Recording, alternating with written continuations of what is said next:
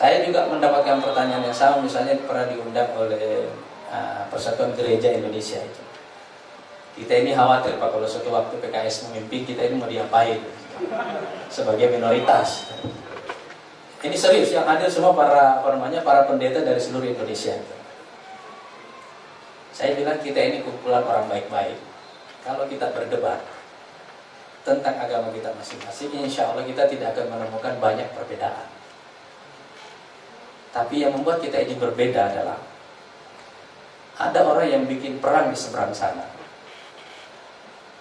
Terus mereka nanya kepada kita, ini agama, apa jawabannya terhadap konflik itu? Jadi saya cerita bahwa dulu saya pernah diundang oleh Menteri Luar Negeri, diskusi terbatas cuma dengan beliau sendiri di salah satu negara tetangga kita. Begitu ketemu, pertanyaan pertamanya adalah, apa konsep Anda tentang perdamaian? Saya bilang, pertanyaan ini salah. Dia juga kaget. Dia bilang, kenapa Anda bilang salah? Mestinya Anda bertanya kepada saya begini, apa masa depan industri militer di dunia? Yang butuh perang itu adalah industri militer. Sebab itu pasar buat mereka. Agama tidak perlu perang. Agama tidak laku dengan adanya perang. Tapi industri militer tidak akan laku kalau tidak ada perang.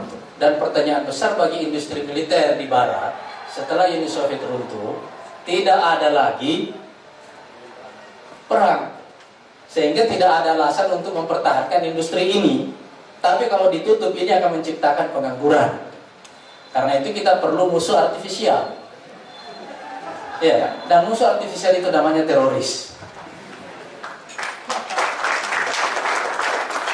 Jadi saya bisa mengatakan bahwa isu ini basically adalah bisnis itu. Bukan isu agama. Cuma orang-orang ini pintar. Dia bikin perang di mana-mana. Habis itu dia tanya, datang kepada ustadz, datang kepada pendeta, apa jawaban agama untuk perang ini? Saya bilang sama mereka lain-kali, kalau ditanya jangan dijawab. Yang bikin perang yang harus menyelesaikannya. Jangan kita yang gak terlibat dalam urusan itu ditanya macam-macam. Gak ada urusan kita sama perang itu.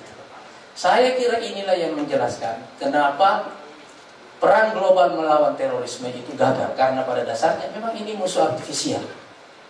Tidak ada bobotnya sama sekali. Apalagi sampai pada tingkat mempertahankan industri militer besar-besaran itu tadi.